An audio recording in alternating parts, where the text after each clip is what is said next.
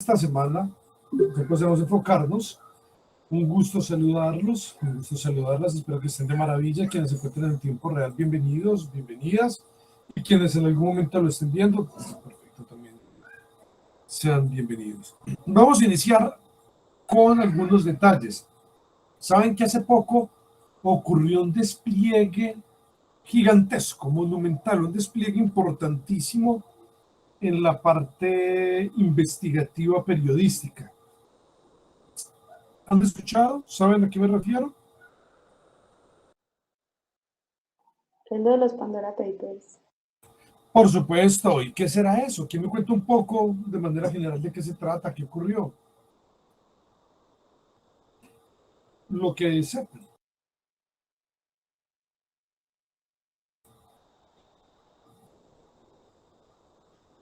¿No han escuchado nada? ¿Les genera timidez o qué ocurrió?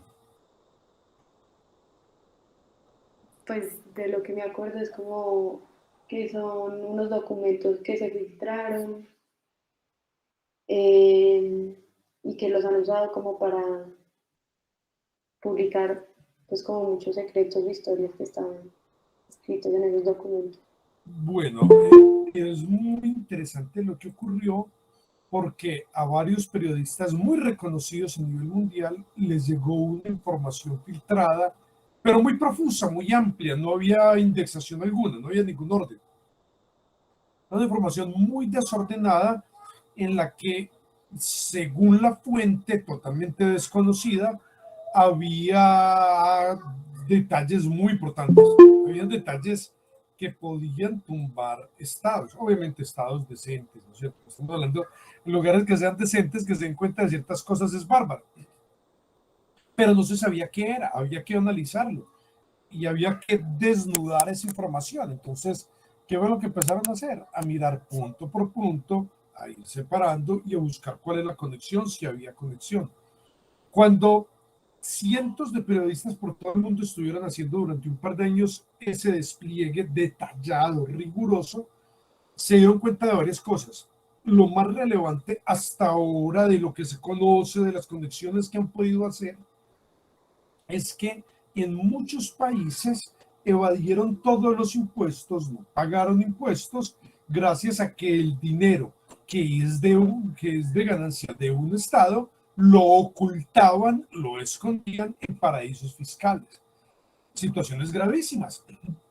Hubo países muy indecentes, vulgarmente indecentes, en los cuales, por ejemplo, hay dos partidos tradicionales, uno que se hace llamar el Partido Progresista y otro que se hace llamar el Partido de la Familia, y los dos presidentes de cada partido, todo su dinero lo tenían metido en paraísos fiscales, exactamente con el mismo modus operandi y exactamente gracias a la misma empresa. Una vulgaridad, una cosa vulgar, una cosa vergonzosa. Países bananeros imaginarios. Ustedes podrán suponer qué tipo de países. La mayoría de lugares tenían unos cuantos personajes allí, excepto pues, naciones muy grandes y muy poderosas. Pero no faltarán países, repúblicas bananeras que tenían enormes cantidades de personas allí escondidas, incluyendo vicepresidentes que no tributaban al país, le dicen a las personas que son mantenidos, pero no le tributan al país.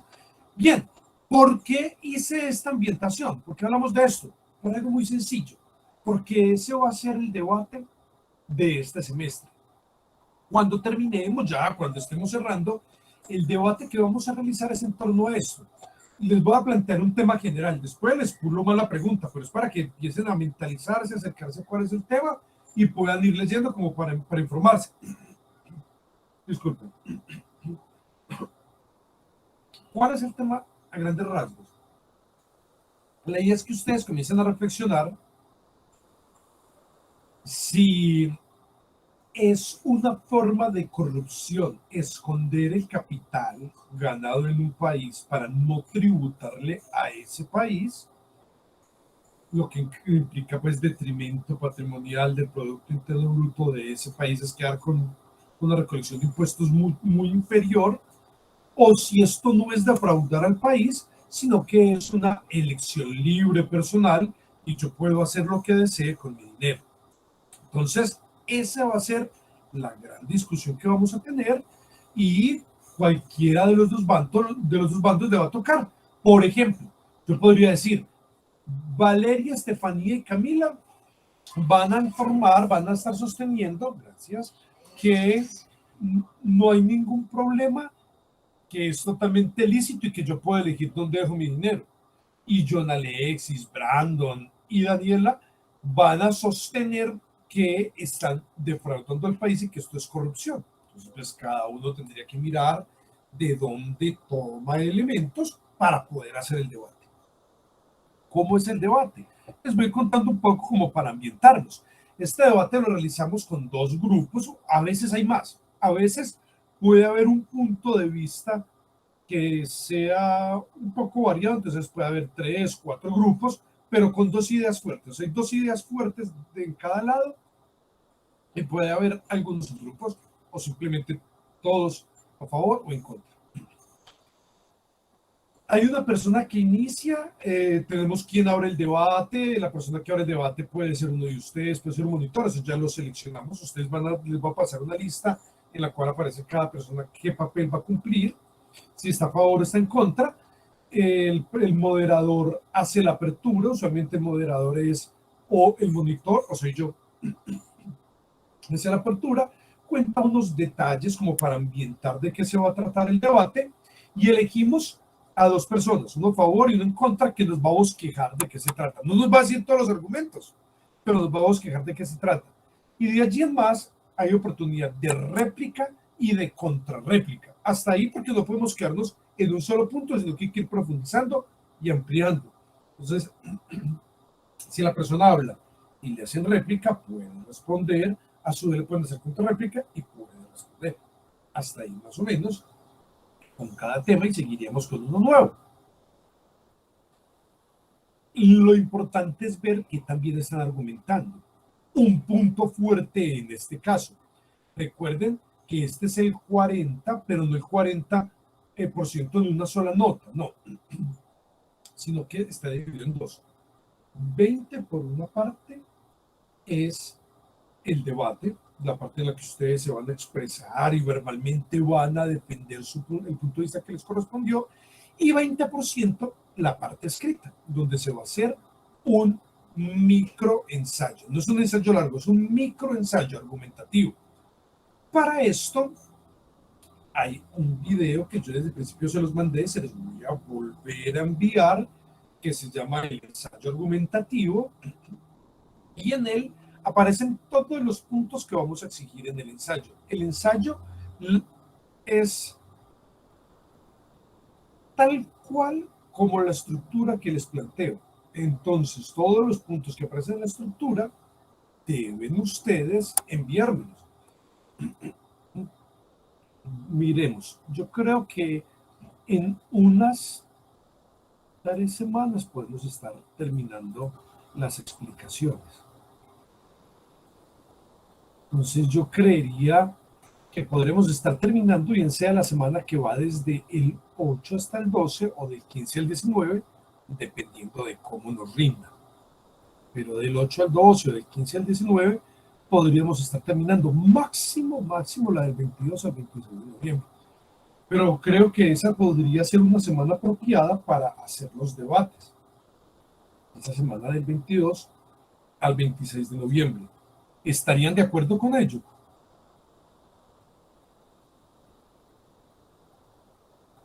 Por mí está bien, me parece bien. Perfecto. De pronto es interesante porque es muy probable que esa semana no se les cruce con los finales de otras materias. ¿Hasta cuándo está programado este semestre? Si me recuerdan que en el instante no tengo abierto aquí el calendario. 17 de diciembre. Hasta el 17. Perfecto. Entonces, plantémoslo, si les parece, plantémoslo así. En nuestras sesiones son los martes, entonces puede ser el martes 23 o el martes 30 máximo, dependiendo de cómo nos haya rendido con tiempo. Pero puede ser el 23 o el 30, dependiendo del tiempo que hayamos tenido para explicar. Pero perfectamente puede ser cualquiera de esos dos martes. ¿Estaríamos de acuerdo? ¿No habría problema con eso? Sí, profe, de acuerdo. Sí, está bien. Y perfecto. Otro detalle. Entonces son fechas que probablemente no se les estén cruzando con parciales, que es importante. ese día sí vamos a tener toda la sesión completa, no va a ser una hora, pues porque requieren ustedes el tiempo para poder debatir. Entonces iniciamos a las 12 hasta que terminemos. Si se demorara una hora, pues una hora, pero a veces se puede tardar una hora y media, 2 horas y 5 minutos. 5 minutos, pues usualmente en 1 hora y 40 estamos acabando, pero les digo que vamos a hacer el debate hasta donde nos dé listo, para que lo tengamos preciso, solo ese martes. Entonces, esa misma semana me envían el ensayo. Si quedamos en que lo hacemos el 22, ese martes 22, 23, corrijo, que lo hacemos el 23, ese martes 23 me envían el ensayo. Si por alguna cosa nos demoramos un poco más en las explicaciones y tiene que ser el martes 30 me envían el ensayo. Pero atención, ¿alguno de ustedes ha visto el video del ensayo? ¿Ya alguno de ustedes de pronto tuvo la oportunidad de verlo? No, señor. Listo, para que cuando lo vean presten atención. Yo les solicito que antes del ensayo me manden la planeación. No es tanto para calificarme, sino que es para yo ver cómo lo planearon y si cuando lo plasmen, en efecto, fue lo que habían planeado o no. La planeación es la base de todo. La planeación es solamente una estructura. En el video les aclaro cómo se hace. Entonces, si fuera para el martes 30, la planeación me la enviarían el 23. Solo una planeación, es una estructura, nada más eso. Y si fuera para el 23, la planeación me la envían el 16, el martes anterior, para yo poder tener una idea de cómo lo están haciendo, de hacia dónde se enfocan y poder compararlo después, cómo fue el avance, si tuvo relación, si lo hicieron como lo habían planeado o qué ocurrió.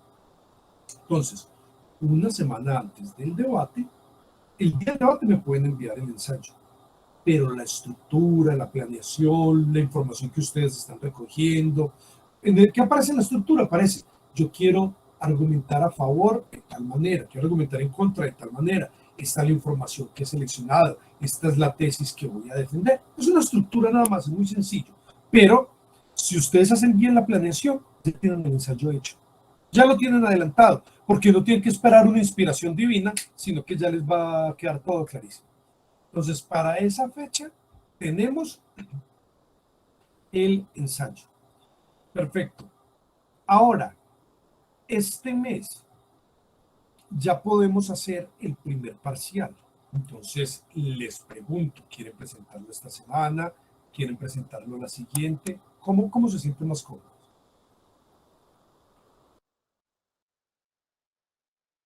Escríbanme todos en el chat box, si prefieren esta semana o la siguiente.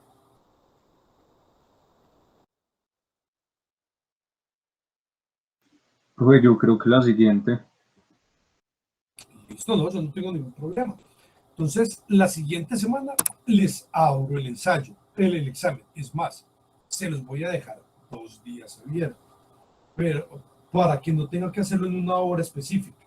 Eso sí, una vez que lo abren, apenas lo abren, va a tener un contador, entonces solamente tienen cierto tiempo para presentarlo. Yo les voy a decir cuánto, porque no recuerdo cuántas preguntas tienen, pero cuando se los envíe en el correo, en donde está el link, les va a aparecer cuál es el tiempo para presentarlo. Entonces, una vez que se sienten a presentarlo, van a tener un tiempo determinado, se sientan, lo presentan y saben que cuentan con ese tiempo para hacerlo. Otra cosa, yo puedo ver qué respuesta seleccionaron ustedes. Entonces, si por ejemplo, por decir algo, pues casos que me han tocado, ¿no es cierto? 2 personas lo presentan al mismo tiempo, tienen las mismas respuestas. Pues es muy evidente el fraude. Entonces, lo único que tengo que hacer en esos casos es llamar a la persona y decirle que me sustente los temas oralmente para confirmar si sabe o no sabe del tema. Entonces, pues no nos pongamos en ese tipo de cuestiones. Finalmente, la idea es que ustedes aprendan, que analicen bien y que puedan encontrar en la vida cotidiana y en su vida académica en donde es que justamente se encuentran los engaños, los tropiezos que les ponen a ustedes, etc. Entonces esto es algo que se aplica en la vida académica y en la vida práctica. Así que, pues, ¿para qué ponerse a presentarlo con otro, a hacer un fraude? si ustedes pueden disponer del material, pueden leer las cosas, pueden compararlo con las definiciones que hemos dado, pues, pero no sería realmente necesario. Es la capacidad de análisis y de crítica de cada uno. Entonces no sería necesario que se pongan en ese, por favor. Listo.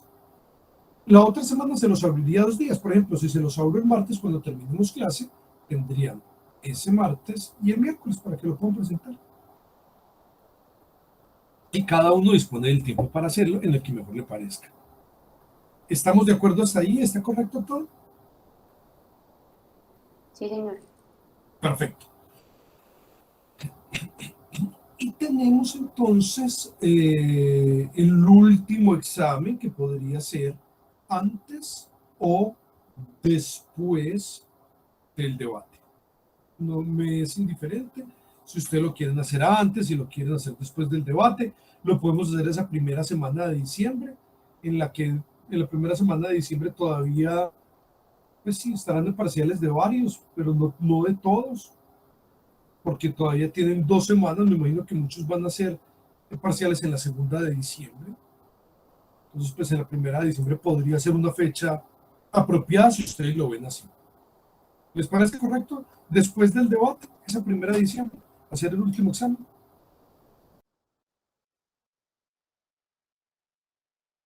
¿O lo prefieren antes del debate? Pues como digan ustedes, no tengo problema. A mí me parece bien después del debate. ¿Los demás también les parece bien después del debate, chicos? Sí, profe, después del debate mejor. Perfecto, Sí, que por estén mi más canal. relajados. Muy bien, los 2 exámenes, les voy a reiterar tal cual como son. Los 2 exámenes son idénticos en su estructura. Unos fragmentos cortos, que son argumentos en los cuales lo vamos a reconstruir. Yo les digo, este argumento está bien reconstruido de cuál manera, ya que ahí les doy varias opciones en las cuales se reconstruye el argumento. Estas son las premisas, o esta es la conclusión, bueno, varias opciones distintas. Y otros fragmentos más cortos en los cuales hay falacias, y la idea es ver cuál es la falacia que domina. ¿Cuál es la falacia que predomina en ese caso? De eso se trata. Entonces, más o menos la mitad del examen son fragmentos para reconstruir argumentos, y más o menos la mitad son fragmentos en donde hay falacias y detectar cuál es la falacia más importante que aparece allí, la que más predomina. Eso es todo. No es una cosa de una cantidad de conceptos, de una cantidad de ideas, sino por encima de todo, de ser capaces en un contexto específico de encontrar cómo se argumenta correctamente, cuál es el argumento y cuál es la incorrección de un argumento. De eso se trata. Espero que les haya quedado clarísimo. ¿Hay alguna duda en torno a esta primera etapa?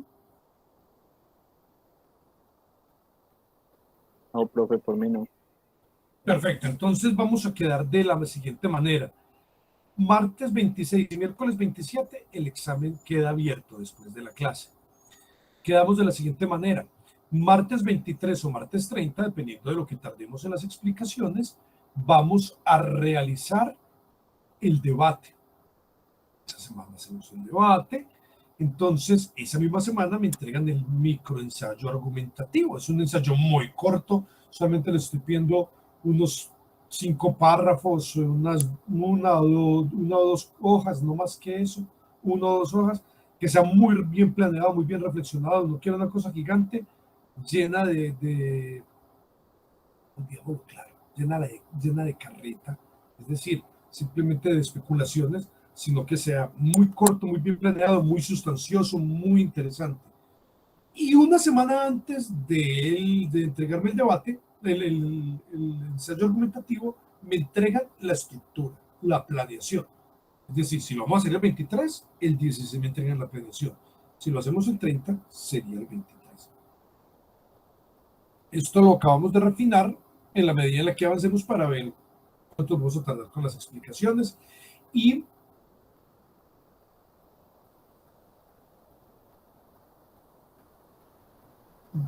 pues eso es como lo más relevante de todo lo que tenemos. En cuanto al examen final, sería el martes 7 y martes 8. Esas serían las fechas de presentaciones para dejar todo súper claro. Bueno, esta etapa creo que quedó clarísima. En un instante les va a llegar el correo con el texto de Cirlep, que es con el que vamos a trabajar la otra semana. Y quiero preguntarles si de los dos ejercicios que tenemos de reconstrucción de argumentos, si esos dos ejercicios que estamos haciendo de reconstrucción de argumentos, en el libro de copy, en la de la 30 y algo y el de la 40 y algo de la página, hay ejercicios que quieran que miremos, que quieran que analicemos. Mientras ustedes miran si hay ejercicios que les parezca que valga la pena, que hayan sido retadores o cualquier cosa que les haya parecido interesante, les menciono algo. De acuerdo a lo que estamos trabajando nosotros, de acuerdo a lo que estamos haciendo ahora, en cada sesión hemos visto falacias. Entonces, las actividades que pretendemos que se hagan ahora justamente es encontrar ejemplos de esas falacias,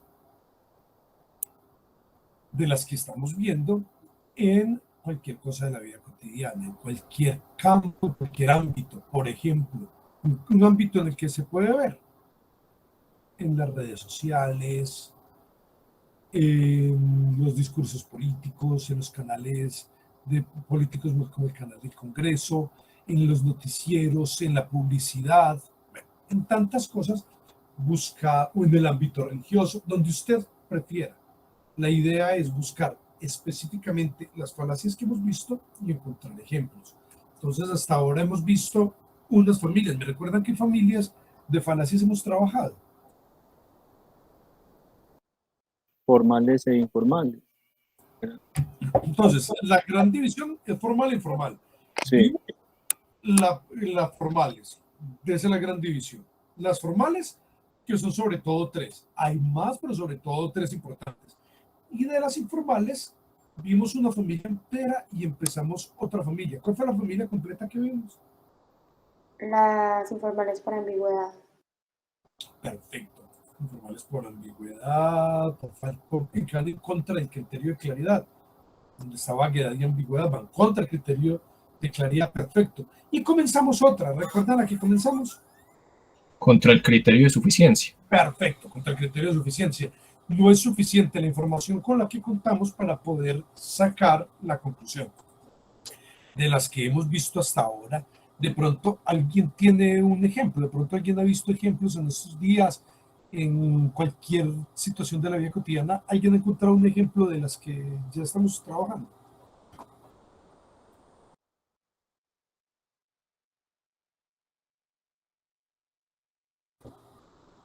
Listo, pero para la próxima entonces sí las traemos, ¿vale? Porque ahora pues no hay problema, era si de pronto alguien tenía la mano, se le había ocurrido. Para el próximo buscamos ejemplos de estas. En cuanto al libro de copy, ¿hay ejercicios que quieran que analicemos, que les parezca que valgan la pena como que los estudiemos? ¿O estuvo todo muy claro? ¿Cómo lo ven?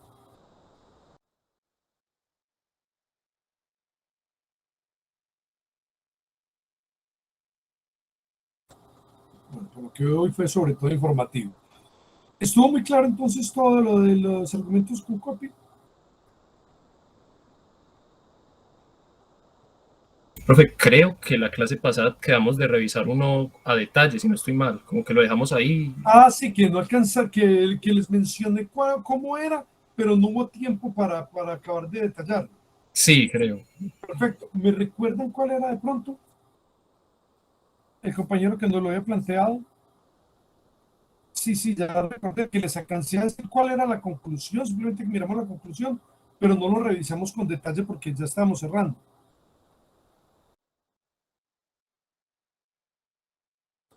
¿Alguien No lo estoy tiene? segura si era el 10 o el 11. O no sé.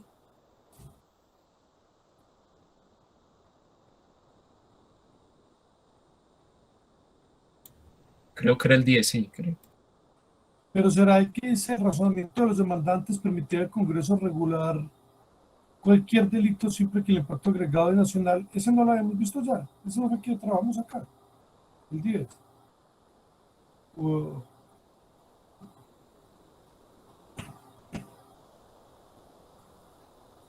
yo reviso. Creo que esos eran los de la página 43 del PDF en adelante, creo, si no sé mal. Profe, habíamos quedado en el 7. Era el 7. El 7. Sí. Sí, perfecto. Claro que sí. Permítanme, vamos a revisar eso. Se los voy a presentar para que podamos analizarlo con calma. Si alguien quiere participar, puede hacerlo, pero yo no los veo en este momento. Sí, no puedo verlos. ¿Ya están viendo mi pantalla? Sí, listo. Sí, profe. Claramente existe una correlación entre propiedad intelectual y creatividad. Nadie excepto un soquete escribe por dinero, dijo Samuel Johnson, y es muy poco probable que aquellos que se adhieran a este punto de vista escribieran sí. Apenas terminando su trabajo, otros pudieran copiarlo con absoluta impunidad. Sin embargo, se necesita ser un artista profundamente reacio o extraordinariamente preocupado por sus herederos para no crear nada a menos que esté protegido por un periodo de 70 años después de su muerte. Muy bien. ¿Cuál será, de acuerdo a lo que habíamos visto, la conclusión? ¿O cuáles serán las premisas? La conclusión la habíamos alcanzado a señalar. Esto sea en An Abuse of Copyright, que fue un editorial de New York Times. ¿Quién me quiere contar? Profe, pues habíamos llegado a la conclusión de que esa era claramente, existe una correlación entre propiedad intelectual y creatividad, que eso era lo que quería llegar el autor, pues, Perfecto. la Perfecto. clase pasada. Perfecto. Entonces vamos a analizarlo. Es que resulta que hay acá unas premisas, pero puede generar cierta dificultad, porque les hago la pregunta, ¿las dos premisas dicen lo mismo o las dos premisas dicen cosas contrarias? Tratemos como de separarlas para poder darnos cuenta. Alguien que quiera hacer el ejercicio de decir, esta frase quiere decir esto, en cambio esta quiere decir aquello otro, se complementan, se justifican, son contrarias. ¿Quién quiere comenzar a hacer ese análisis con calma?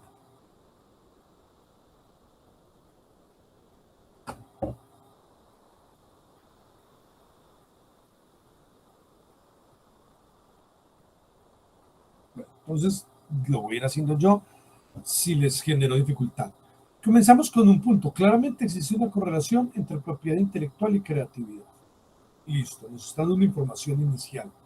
Esta información inicial nos habla no que sean causales, eso es distinto, simplemente que hay una correlación, que sea una relación evidente, no necesariamente de causalidad, entre propiedad intelectual y creatividad. Listo. O sea, no nos está diciendo que creemos porque hay propiedad intelectual, exclusivamente por eso no, pero sí hay una correlación. Entonces, continúa con otra. Nadie excepto un soquete escribe por dinero. Es una cita, ¿no es cierto? Y sigue aclarando.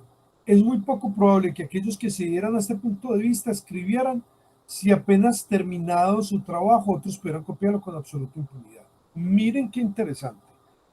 La primera frase la entendemos. Hay una correlación entre propiedad intelectual y creatividad. Va a empezar a aclararnos cuál es esa correlación. La primera frase, nadie excepto un soquete escribe por dinero. Entonces, nos está diciendo esta primera frase que hay que defender la propiedad intelectual o que se escribe por gusto.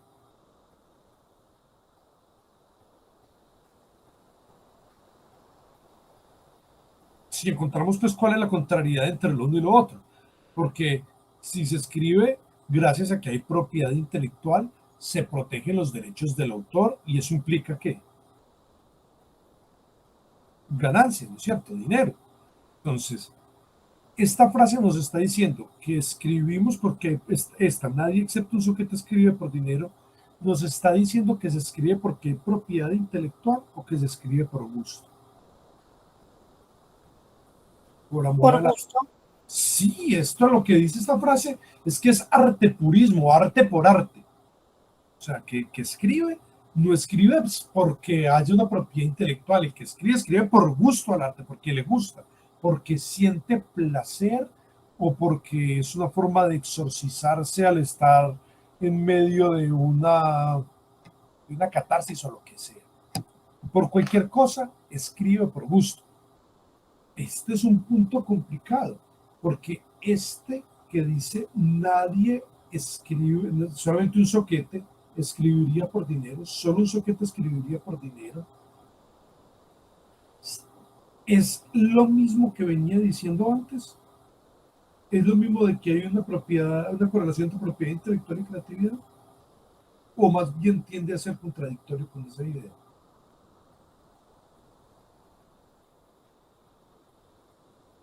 ¿Sí están siguiendo, chicos? ¿Sí lo están siguiendo o está complicado? ¿O están almorzando?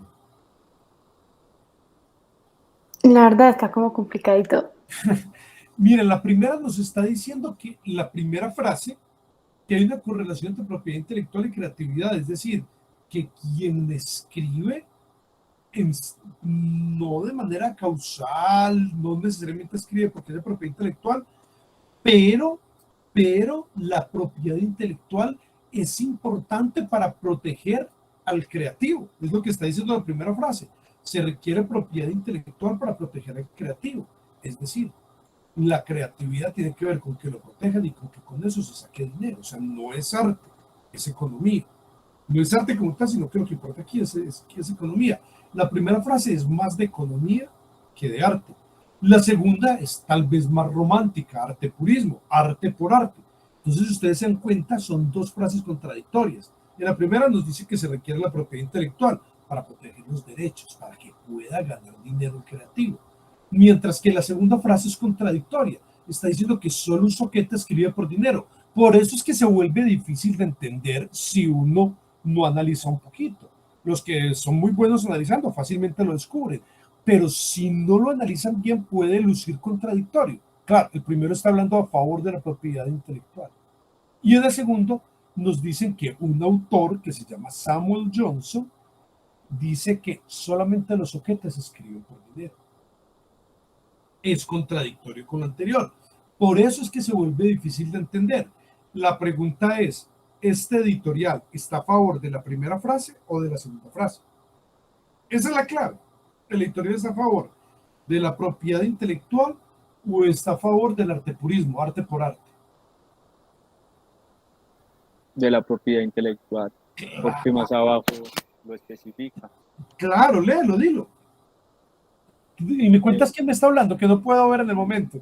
Edward Ladino. Dale, cuéntanos. Profe, porque vea, más abajo pues, lo dice que solo lo dicen aquellos o sea, se adhieren a ello aquellos que escriben, no, me confundí.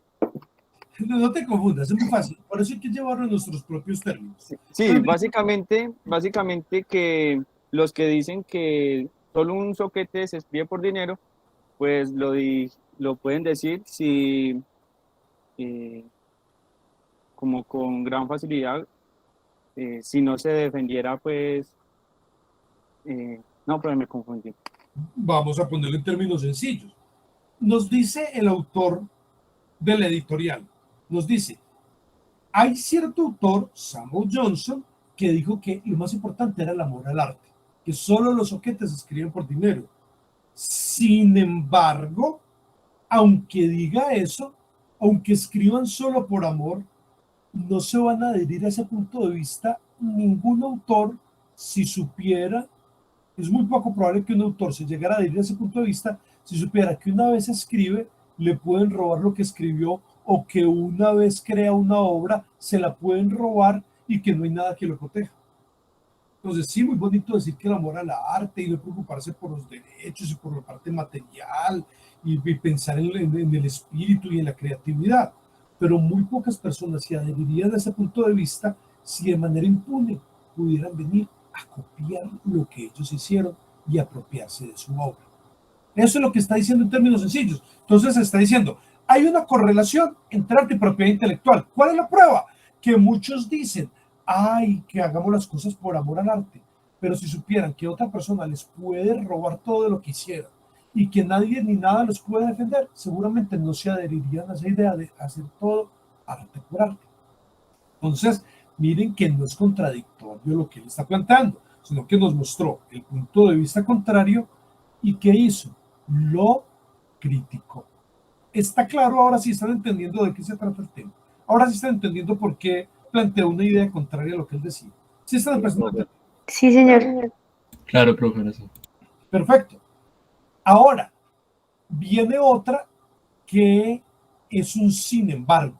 Un sin embargo me indicará que después sigues una premisa, sigue una conclusión o qué será. Vamos a ver. Sin embargo, se necesita ser un artista profundamente reacio y extraordinariamente preocupado por sus herederos para no crear nada menos que esté protegido por un periodo de 70 años después de su muerte. Entonces está diciendo, tampoco vayamos al extremo de decir que la única forma de crear, la que exclusivamente es si me protegen durante 70 años mi propiedad. Tampoco lleguemos a ese extremo, tampoco vamos a ese extremo.